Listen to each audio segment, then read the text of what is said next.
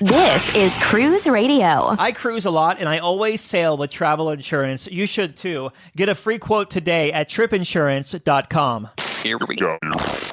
Broadcasting from the tripinsurance.com studios in Jacksonville, Florida. This is Cruise Radio. Hey, how's it going? My name is Doug Parker. Thank you so much for checking out this episode of Cruise Radio, a review of Royal Caribbean's newest ship, Star of the Seas, today. But first, staff writer Richard Sims is here with Cruise News. Hey, Richard. Hey, Doug. Kicking things off with a very lucky group of Norwegian Cruise Line passengers. Yeah, so for several years, Norwegian has talked about the possibility of doing overnight visits to Great Stirrup Cay.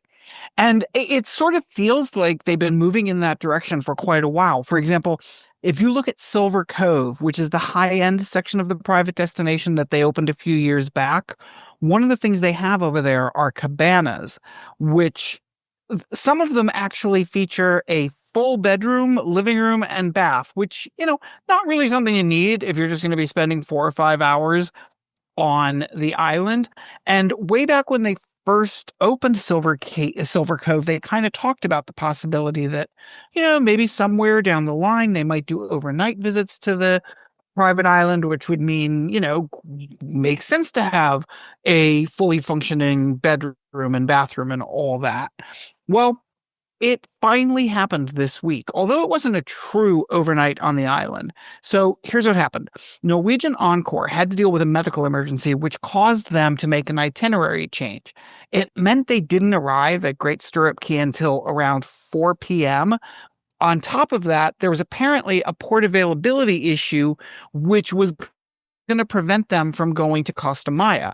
So instead, the ship stayed docked at Great Stirrup Cay at their new pier overnight. How convenient that they finally have the new pier. Now, guests weren't allowed to actually spend the night on the island, but Norwegian did have a bunch of nighttime activities for people to enjoy on shore while they were there. The beaches closed at sunset, but at that point they moved activities over to the new Great Life Lagoon pool, which, if you've been listening the last few weeks, you've heard me describe this quite a bit because I got to visit it a couple weeks ago, and it's an amazing area that's really easy to picture being a great time after dark. They also wound up having a glow party under the stars that went until around 11 p.m.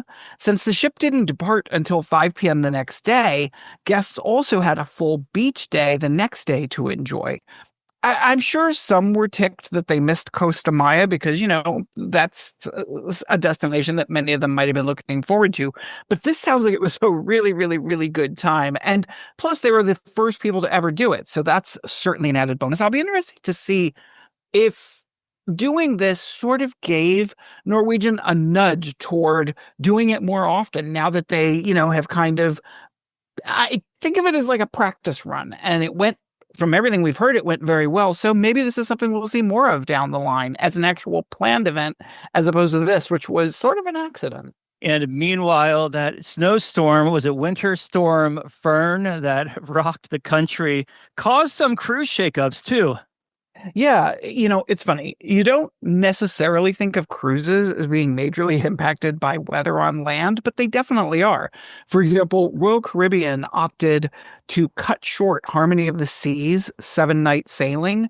They skipped Cozumel, which was supposed to be the final port on the trip, and they returned to Galveston, Texas a day early. Again, we don't think of Texas as being necessarily impacted by storms, but this one definitely did. That sort of also created issues for a lot of passengers because the ship came back a day early, but their flights and things weren't until Sunday. But the cruise line basically said, hey, no problem. We're going to stay at the dock overnight. You are welcome to stay on board if you want to. Just let your cabin steward know that you are planning to. It was a little bit of a pain because people had to all get off and go through customs. So the entire ship, whether you were planning to get off on Saturday or stay until Sunday, everybody had to disembark, go through customs, and then those who wanted to stay were welcomed back on. It also meant that the casino and shops weren't open. So, it wasn't like if you got back on, you were going to be spending the night in the casino, gambling the evening away. But You still did get to stay the extra night on board. Well, not really an extra night. It's the same night you were already planned to stay, but the ship wasn't going anywhere. Elsewhere, Odyssey of the Seas wound up extending their 11-day sailing by a day in order to give shoreside teams, say that 3 times really fast, shoreside teams, time to get back up and running after the storm, because this was in New Jersey, in Bayonne, and took a while to get that cleaned up and cleaned out of there. This meant that the ship's next sailing was cut short by a day. And Carnival Pride also returned to Baltimore a day later than expected, meaning their next sailing was cut short by a day. So yeah, the storm definitely created major havoc for a lot of cruisers. And we always talk about the importance of travel insurance here, but I think it's very important. All of these instances that you mentioned, but then you didn't even talk about MSC dropping the people off in Brooklyn and the airports being closed. It was a hot mess up there, too. Right. My housemate was trying to get to London, and he was stuck at the Newark airport for 2 days. He called me we talked a lot while he was at the airport, but one of the things he said was, I really need to get travel insurance. I'm like, how many times have I told you that? So yeah, travel insurance is definitely important, and these storms certainly show it. And the storms also played a big role in a decision that Norwegian Cruise Line just made. I get why they made this decision, and I also know it's going to, kind of tick some people off. But Norwegian Cruise Line has said that if you are using their program, which allows you to book flights, you now have to arrive at your destination port a day ahead of sailing. So I've never used it, but Norwegian does package things so that if you want to, you can have them, book your flights and take care of all that for a more seamless trip. But now the new rule is if you are going to use their air program, you have to arrive a day early. Now, Doug, you and I always recommend people do this anyway, so to avoid the potential of missing your cruise, but Norwegian is telling people you have absolutely no choice. If you want to use our air flight service to your cruise, you are going to have to arrive a day early. Again, this isn't for all passengers. They couldn't really do that, but rather for those who book their flight through Norwegian. They want to make sure that if your flight is delayed or even canceled, whether because of problems at the airport or weather or any other kind of delay, you are still able to make it to the cruise terminal on time. Poking around the darker corners of the internet, where the nickel and dime people hang out, some people sort of were complaining and thinking that because Norwegian also has, although I didn't know about this, they also have a plan where you can book hotels through them. There's 2 different levels to this program. And they were like, this is just another way for Norwegian to funnel people to these hotels where they probably get a commission, blah, blah, blah. But most people, their reaction to this has been very positive. And they're like, yeah, this makes sense. I understand why they're doing it. And they're sort of, making sure that we have the smoothest trip possible.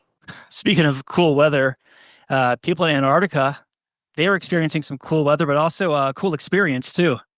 Well, I'm going to just say, I think Antarctica has cool weather most of the time, so that may not have been the best segue you've ever done.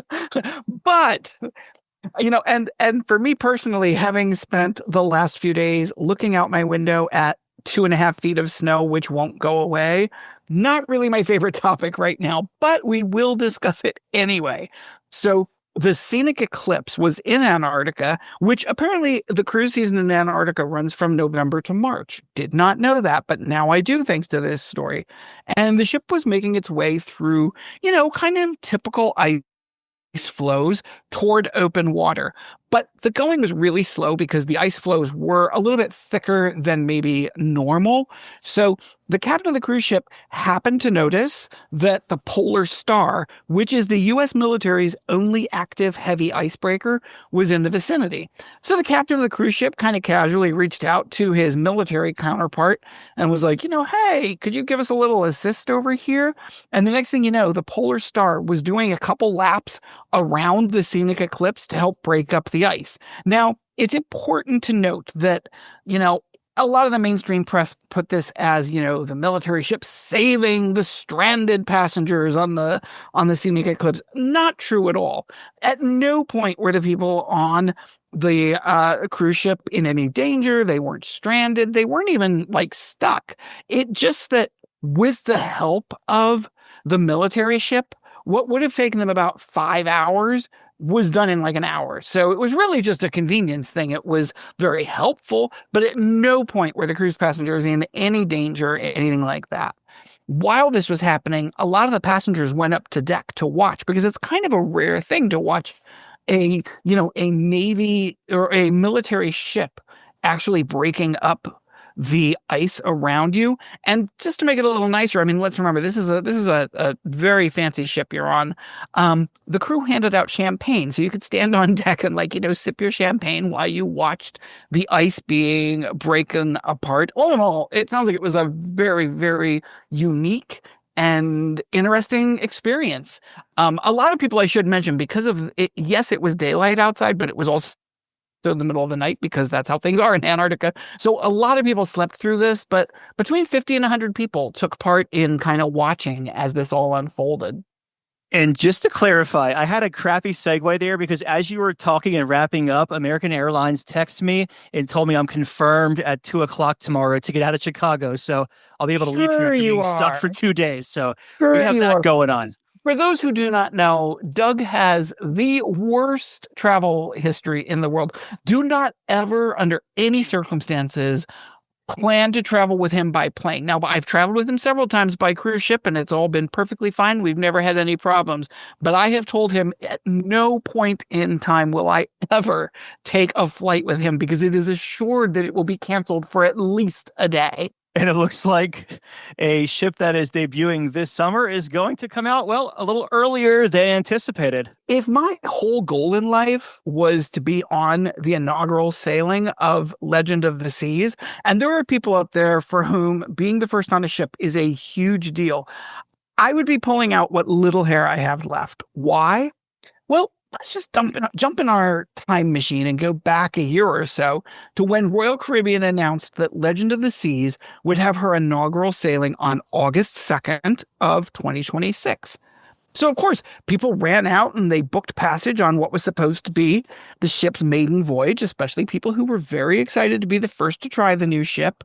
Well, then in September of last year, Royal said, wait. The ship's going to be done earlier than expected, so we're going to add 3 sailings before the one in August. Well, great. The real inaugural, they said, will be on July 11th. So guests were offered an opportunity to switch, and, they could keep basically their same cabin and pay the same price and be on the new inaugural. Well, guess what?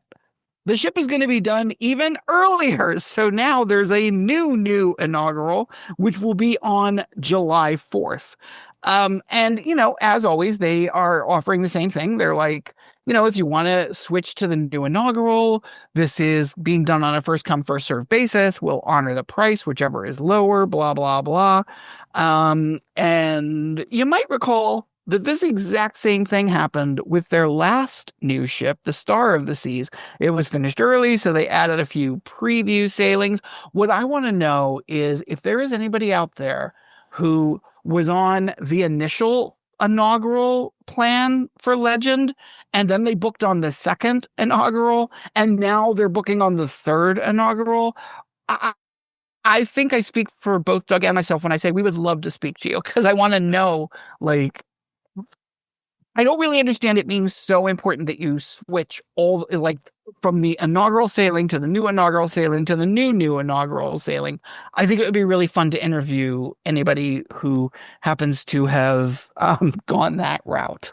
Well, and it's a big deal too, right? Because you're talking about the Western Mediterranean, so you're redoing flights, which is almost impossible unless you haven't. It's not like you're just booking out of New York, and you're just gonna, that's okay. I can just drive down tomorrow instead of next week. Yeah, big deal. And MSC is breathing some life into a rather dated cruise port. Okay, let's face it. Freeport hasn't had much to offer cruisers in a while.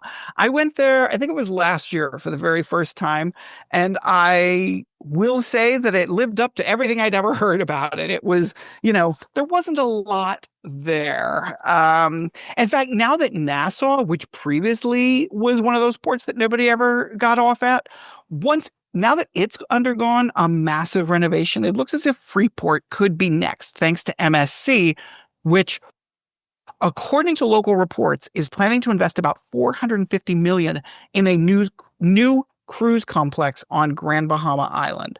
MSC Cruises is planning a major new cruise development, and it will include a new pier at Billy Key.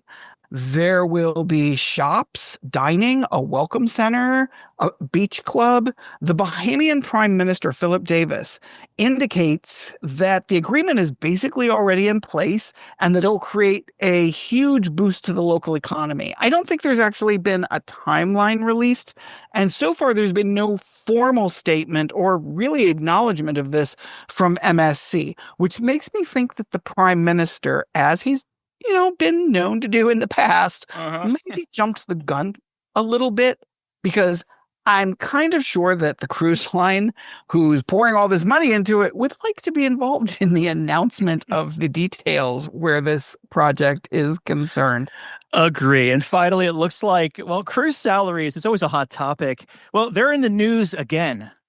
Yeah, this time Carnival Cruise Line is pushing back against a maritime union that's been making waves. Apparently, this is all in Australia, where apparently a union protest is basically a union that is protesting is accusing the cruise line of underpaying crew. We've heard this before. There are a lot of people who have made this same claim. This time, the Maritime Union of Australia actually went so far as to stage a rally outside the station pier in Melbourne, claiming that cruise workers were paid as little as $2.50 an hour and that they face poor onboard conditions. Now, I don't think it's a surprise to anyone that crew members on ships do not make, what you would make if you were working in a hotel on land in the United States. It's also not a secret that they work really long, really hard hours. It's one of the reasons that I am so vehemently against anybody ever removing their gratuities. In any case, this group is unionizing and trying to organize protests against this. Unfortunately, less than 100 people actually showed up for their protest, even with other unions throwing their support behind it. Carnival, as they've done before, rejected the claims, saying the crew are employed under international maritime law agreements, or labor agreements, and that ships meet global safety and labor standards. There are those who look at that and say, just because it's legal doesn't mean it's right. But they don't necessarily acknowledge that the country these people are coming from are, this is considered great pay for them. They often send it all home to their families so that they can have better lives. The union says it's fighting for better worker protections, and on some level, I'm sure that's 100% true. But Carnival calls the campaign nothing more than an attempt by the union to try and drive up membership. Doug, what's your take on all this? Yeah, I think it's a membership drive. Let's think about it. Carnival has 3 ships, Carnival Cruise Line in Australia. Let's just say 3,000, 4,000 crew members. Unions operate on dues, whether it's a teacher union. My dad was in a maritime union here in the States. So 5,000, 3,000 extra people, that's a lot of money. And there's no promise you're going to get an increase. You're just having someone speak on your behalf. Yeah, I agree. Honestly, I think the situation in Australia, not only with this particular story, but there have been several other stories out of Australia that I feel as if the Australian cruise market is at sort of an inflection or turning point, because, we've seen lines pull out, we've seen other lines invest, and now this kind of story, I don't know, I feel like Australia, I've never been there, I've never cruised out of there, but I am very interested in keeping an eye on Australia over the next year or two and seeing what happens with the cruise industry there. Staff writer Richard Sims, as always, thank you, man. Glad to be here. You're listening to Cruise Radio, America's trusted voice of the cruise industry. A big question we get at Cruise Radio is, how do I know if I need trip insurance? Simple answer. If you're getting on a plane, taking a road trip, or getting on a cruise ship, you need to have travel insurance. Hey, it's Doug Parker from my friends at tripinsurance.com. Not only does tripinsurance.com protect your vacation investment, but it also gives you peace of mind in case anything were to go wrong on your trip. How do they do it? They offer 3 different types of trip insurance policies. Good, better, and best. One policy for every vacation budget. But it doesn't just stop there. They're up to 40% lower when you shop around on other comparison sites. Plus, tripinsurance.com offers 24-hour customer support before, during, and after your trip, online claims assistance, and travel alerts to let you know what's going on at your destination. But find out for yourself. Check out tripinsurance.com. Have a tip or a lead on a news story? Let us know. Email tips@cruiseradio.net. Kevin and his family just returned from a 7-night, I say just, over Thanksgiving, a 7-night Western Caribbean cruise on Royal Caribbean Star of the Seas out of Port Canaveral. He's here to share his experience on one of the world's largest cruise ships. How you doing, Kevin? Doing great. How about you? Good, man. Good. Happy New Year and all that good stuff. So we're going to jump right in here about Star of the Seas. You're in Central Florida already. So any pre-cruise time, or do you just drive over day of? Often for us, no. I mean, it can be. I mean, we truly only live about 45 minutes to an hour away from the pier, but we do like to typically go over the night before and, stay in a hotel, start the vacation day early. And that's what we did. I mean, because the Star of the Seas doesn't depart until Sunday. So we were able to kind of get over there on Saturday afternoon and walk around Cocoa Beach area and just enjoy the day and start the vacation kind of day early. Where do y'all stay at over there? Because I've seen hotel prices, especially in November and December, range from $199 up to almost $1,000 a night at some properties. Yeah, luckily, we stay at the Town Place Suites, so it's right there, kind of right by the cruise terminals. And I was able to utilize a free night certificate through my credit card with Marriott Bonvoy. Nice. So that helped out with the cost, obviously, but I do think the cost, if I remember right, was around like $300+ for that room. And, but the location is super nice. I mean, you're only about a 5 to 10-minute drive at most, depending on traffic, over to the cruise terminals. Do you park at the terminal itself? Yeah. It's we've never done offsite. We've always just parked at the terminal. It is expensive because, I mean, in theory, they charge you for an extra day. It's like, even though you're a 7-night cruise, they charge you for 8 days. So it can get pricey, but it is really nice, especially that day you get off the ship. You just walk straight to the car and you're on your way home. Yeah, nothing beats that. Pre-cruise thoughts. What made you want to take this 7-nighter on one of the world's newest cruise ships at the time? Yeah, so we booked this one pretty far in advance, and it was more or less the opportunities of like, wow, this is a brand new ship, or will be a brand new ship. It's close to home, offers a great itinerary. We love the package that Royal Caribbean has to offer, and just a great itinerary that we haven't actually gotten to go to very often lately. So great combination. You go to Embark, Star of the Seas. I mean, this is like, one of the world's largest cruise ships right now. How was embarkation, and how long did it take you once you parked from the curb to the ship? I was nervous. I mean, I'll say that straight up because it is one of the largest ships out there. And just thinking of the thousands and thousands of people that, have to get on and off the ship, and knowing the fact that it was Thanksgiving week and trying to find parking and not have to worry about, stress over finding a parking spot. We did get there a little bit early. I think our check-in time wasn't till noon, but we got there. We left our hotel. I think it was like 10:30, 10:45. We were dropping off our luggage and found a parking spot. I would say, honestly, from the time we got to the parking spot to the time we, boarded the ship was no more than 20 minutes.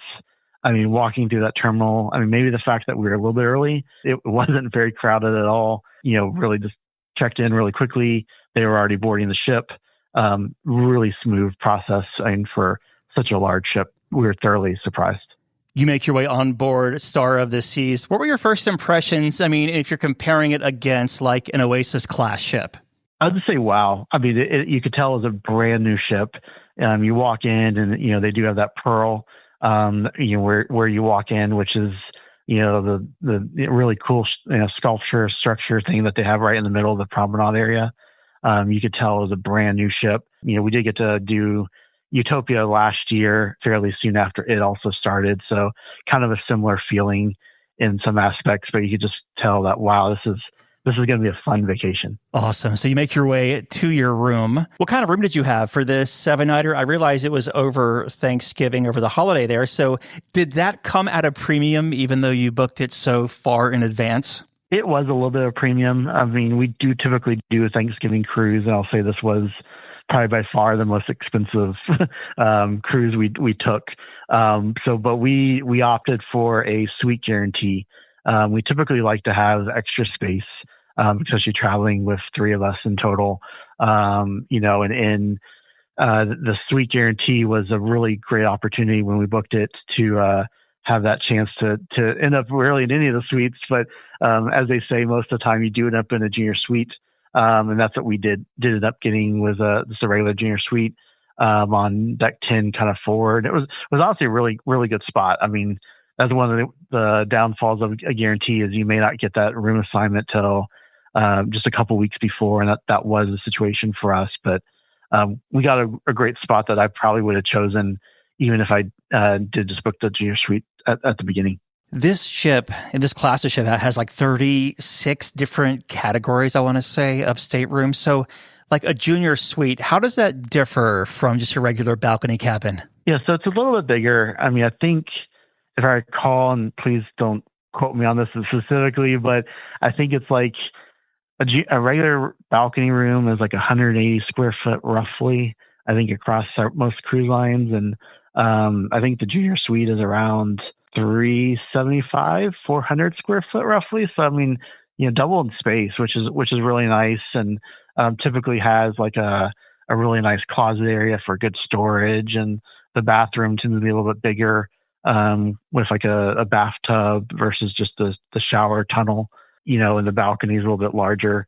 The one thing that I thought was really unique about these rooms, I never saw any other rooms on the ship, but our room was that the beds were actually facing out towards the balcony. So if you had the curtains open and laying on the bed, you could see out to the ocean if you wanted to. So it looks like the regular balcony is 204 square feet, and you were close. The 322 for that junior suite on that Icon class. Yeah. Okay. Yeah, pretty. So at least a decent amount of extra room, which is, on a cruise ship. I mean, the extra 150 square foot is, pretty nice. And with 3 of y'all traveling, you have a 5-year-old as well. That's, plenty of space for all 3 of you. It was, yeah. Because I mean, the beds obviously would push together as like a king size bed, and then they would have like a couch that would fold out.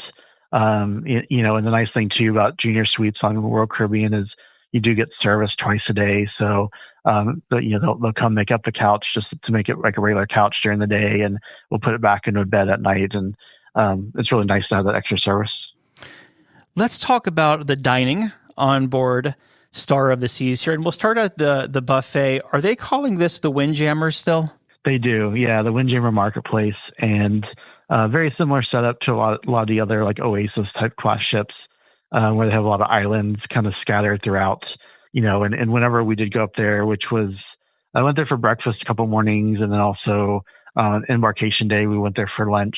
They had a lot of great offerings, and at least right now, when we're recording this, or when I sailed, they were offering the seafood buffet on embarkation day, which I think they're typically offering, I think, on the Icon class and even some of the Oasis class, where you have some extra items like, shrimp and crab legs and lobster and things like that on embarkation day, which a nice treat, to have. I'm laughing because a couple of weeks ago I was over in Vegas and we went to the Bacchanal buffet inside Caesar's Palace.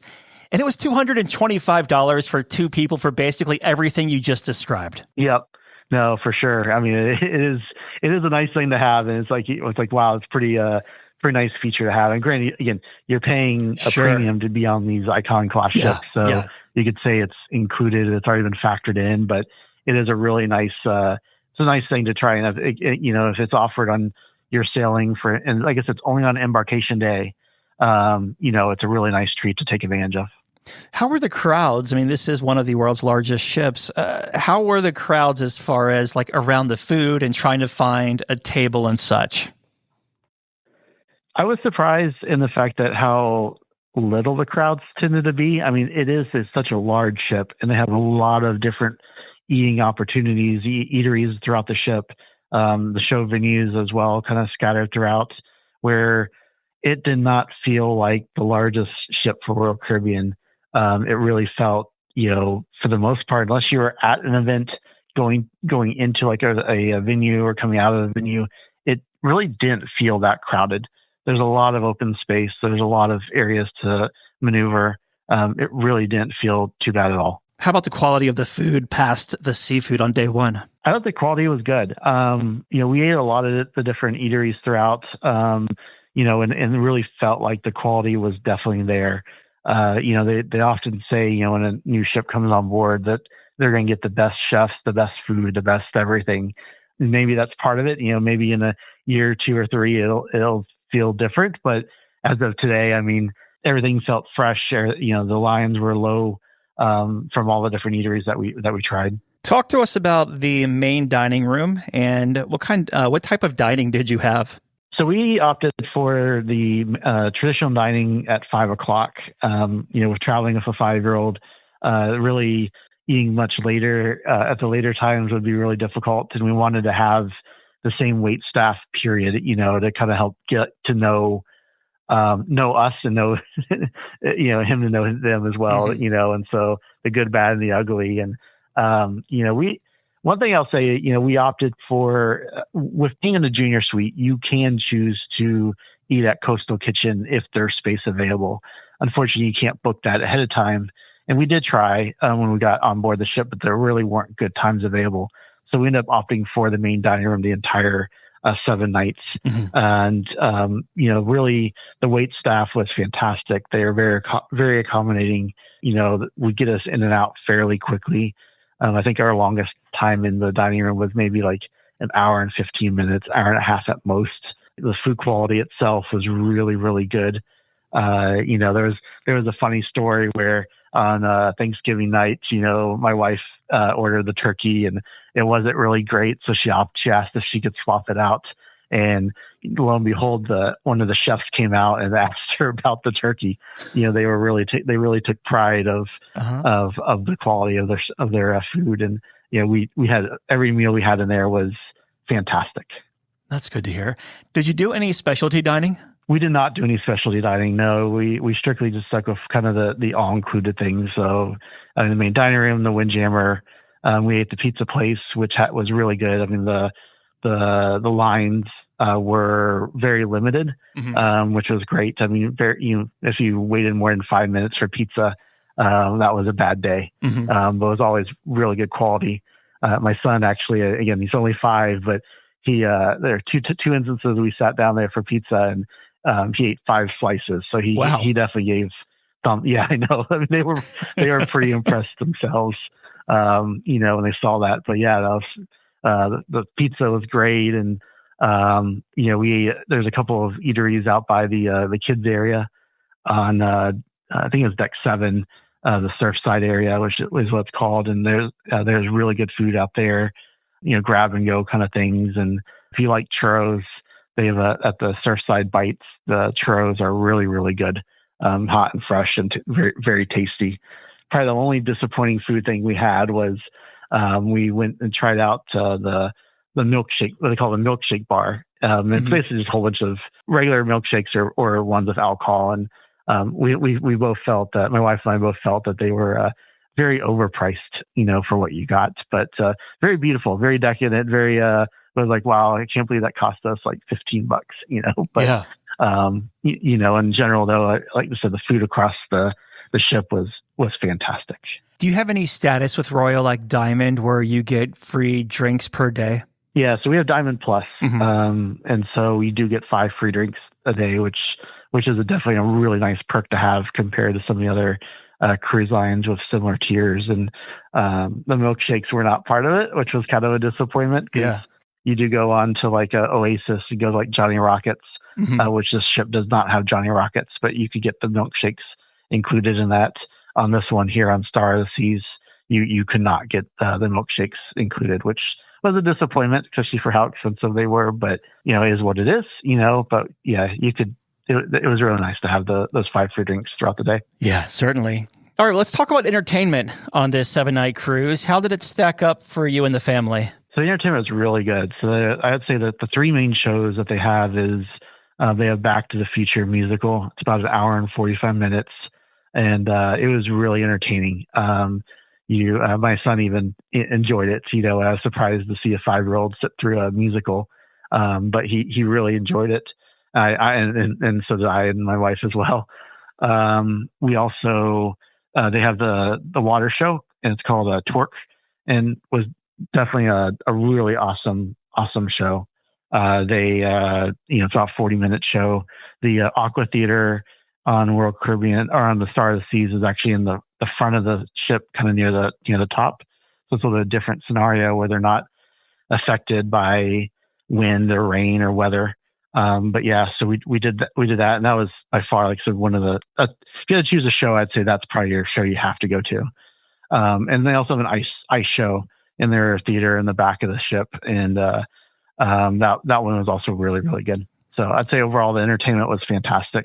The one thing I would caution or suggest to anyone is, if you're going to an ice show, going to any of the shows, get there early. Even if you have reservations, you really need to get there early if you want a decent seat. Early, like 30 to 45 minutes ahead of time. So decent amount of time early if you want a good seat. Yeah, I was going to ask you, how do the reservations play out for these shows? Like, do you have to make one to get a seat, and then there's a standby line? That's correct. So they open up reservations for the shows, and again, they're free of charge for the reservations, but you have to get there. They open about 30 days before you're sailing, or 30 to 45 days before you're sailing onto Cruise Planner. And you really, to get the shows you want, you really should do your best to try and snatch them up earlier than later. But then I did notice when we got on the ship, because there was one show we couldn't get a reservation for. I did notice when you got on the ship that most of the shows had reservations available. So I do think they hold some back. But once again, you do need a reservation for most of those big shows like Back to the Future or Torque or the ice show. And if you don't have a reservation, it's not a problem. You do just have to go in the standby line, and they open up the standby line. I think it's like 10 or 15 minutes before the show is when they release the seats. So yeah, I think I've heard there's a good chance you'll get in if you get the standby line, but there's obviously a chance you won't. Did anything else around the show, perhaps, music or comedy or anything like that? I know you had your little one catch your ear throughout the sailing, whether it be one of the venues outside of the main theater and the ice rink and the dome there. We didn't do the comedy at all, but there's definitely a lot of live music throughout the ship, and you really could enjoy that at any time throughout the day. While we're talking about kind of entertainment, gambling in the casino is a form of entertainment. So I want to ask you, did you make your way through the casino at all? And I'm curious on the smoke situation. We didn't really walk through the casino, surprisingly. Usually sometimes my wife and I will walk through there. So I don't know what it looks like. Unfortunately, I've heard it's nice. But whenever we were kind of near that area, you really couldn't smell the smoke at all. I think they do a really good job of ventilation. So yeah, there really wasn't an issue of smelling any sort of smoke. Star of the Seas carries around 7,600 passengers, which seems like a lot. So I have to ask you, how was the passenger flow as far as crowds and congestion on sea days? Really, any of the days, whether it's a sea day or not a sea day, I'd say, it didn't really feel like a really large ship like that, like 7,000 people. You could find plenty of space, whether it be on, deck 5, there's a lot of seating. You could kind of sit there and watch the water, or up on the pool decks. Because they have several pool decks, you could say, with obviously the deck that the pool's on, but then also a lot of other open air decks with the water slides and everything. So it really didn't feel crowded at all. You're hearing a lot of, there were kids everywhere these days on sailings, especially with the big three like Royal Caribbean, Norwegian, and Carnival. So I'm curious, how well does this class of ship, the Icon class, separate the adult areas and the kids areas? They did pretty good. So this, I think I heard this sailing in particular had, I think, like 2,500 kids. I think I heard someone say. Wow. So I mean, that's a good chunk of the ship, right? I think you said 7,000 is the capacity. So over a third's kids, and it seemed like they did really good with separating things out. I mean, unlike some of the other Royal Caribbean ships, where like the solarium is, you really have to walk through there, whatever age you are, to get from front to back. That was not the case for Star of the Seas. You could easily kind of get around that if you were a family, and it is fairly separated in some aspects, so wasn't a problem. All right, well, let's talk about your ports of call on this 7-night sailing. You set sail from Central Florida, Port Canaveral. Your first stop is Perfect Day. How was your day there? It was really nice. Definitely would consider a perfect day at Coco Cay. We've been there numerous times before. Also, we were there with another ship, which is very common. I think it was like Independence of the Seas or Liberty, much smaller ship. But we really enjoy. We have a specific spot we typically go to, which is over on Cho Island. There's the protected area that's still seawater, but the name is eluding me right now. But there's not really any waves, which is nice. It's still sandy, but we usually park ourselves there and set up camp for the day there. And it's nice for our son because there's no waves, plenty of sand for him to run around. It's not as crazy in some of the other areas too, but it's also very convenient to get to like the buffet, chill grill, I think it's called, or there's also the splash pad for the kids as well, and then also the Oasis Lagoon, the freshwater pool. It's all really close by, so. And we experienced all three of those I mentioned, plus where we were hanging out, and really had a great time. You leave Perfect Day, you have a day at sea, then you're in Cozumel. How was your day there? It was also really nice. So we went to a place called Kuza. It's a all-inclusive beach. I think it's relatively new, actually, a beach club that you could tell they're still in the process of building and expanding. So when we were there, is primarily just you got your chair, your drinks, obviously, and then they had a buffet lunch, and some shopping as well.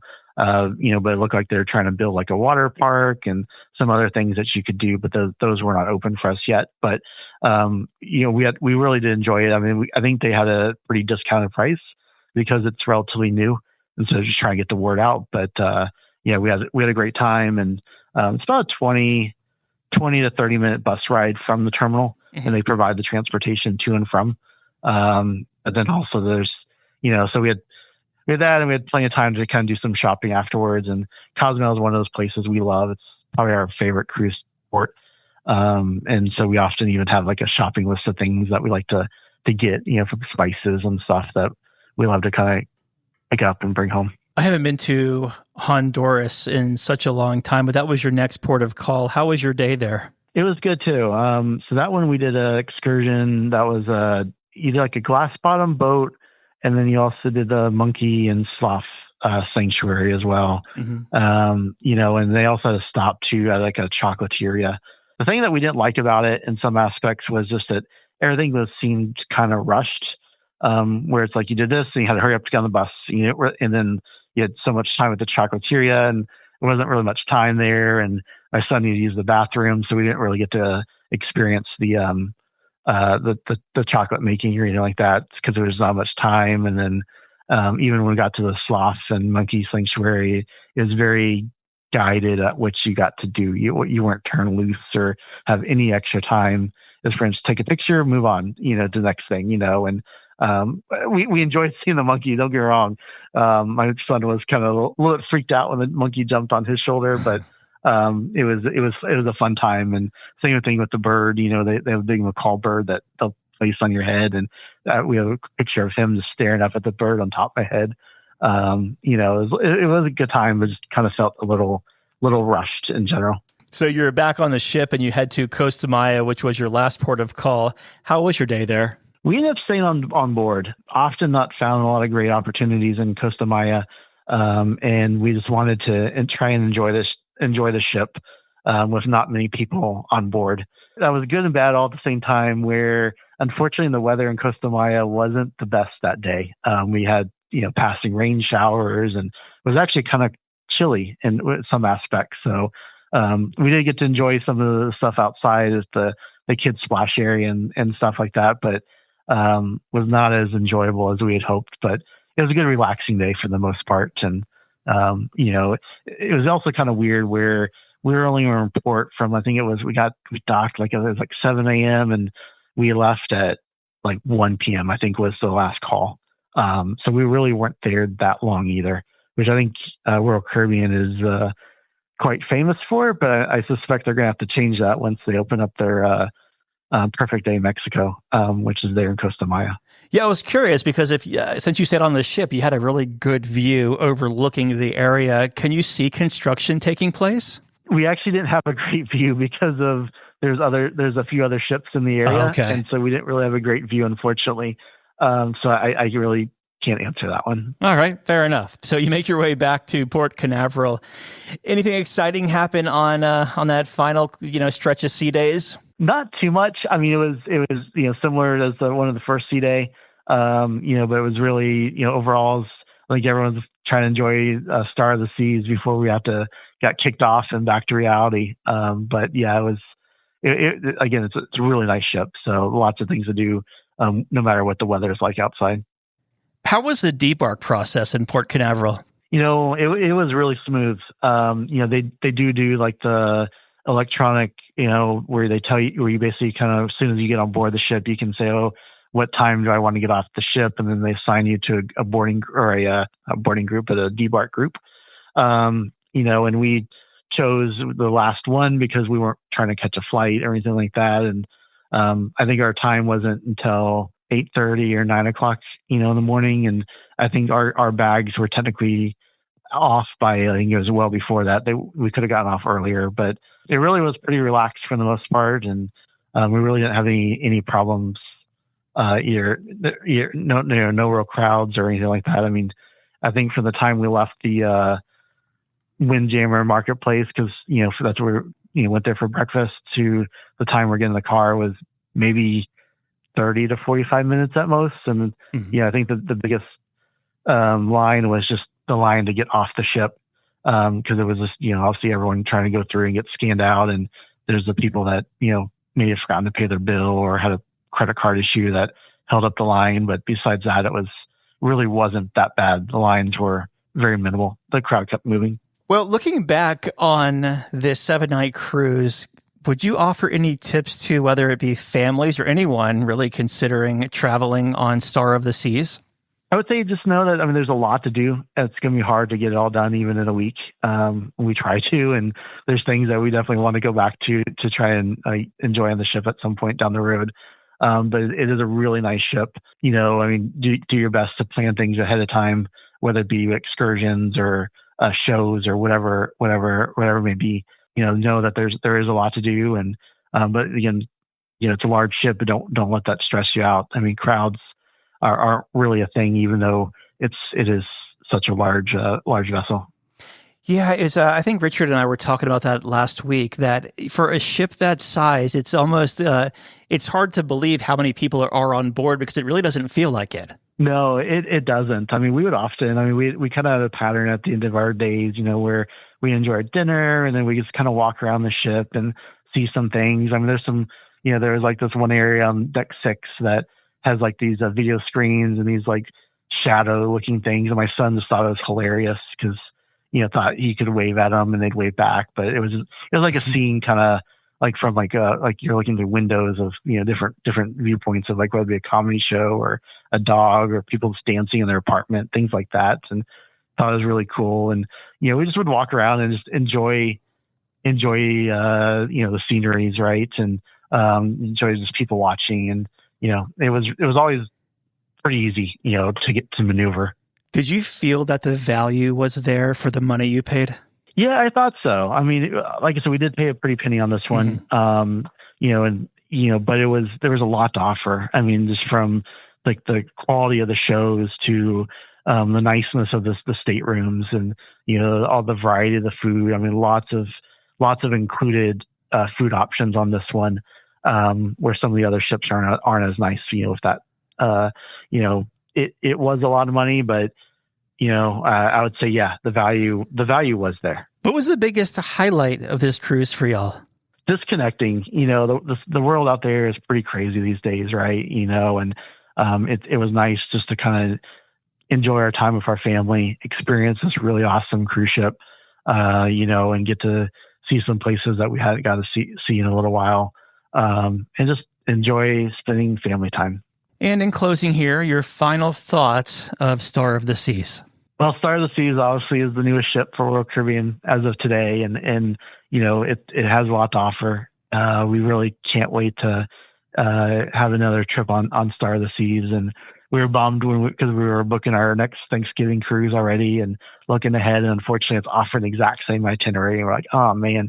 So we opted for something else, but if it was doing a different itinerary, we probably would have booked it again for next Thanksgiving. All right. We've been talking with Kevin about his 7 nights sailing on Royal Caribbean Star of the Seas out of Port Canaveral. Kevin, always good talking to you, my friend. Happy New Year, and can't wait to hear about your next one. Of course. Happy New Year as well, and have a great rest of your day. All right, Dougie, let's see what we got for you, buddy. Cruise Radio is produced at the tripinsurance.com studios in Jacksonville, Florida. Get cruise news, ship reviews, and money-saving tips every Thursday on Cruise Radio. If you've enjoyed this episode, please subscribe to the show. If you want to help spread the word, give Cruise Radio a 5-star review. Find Cruise Radio where you listen to your favorite podcast or online at cruiseradio.net. I'm your announcer,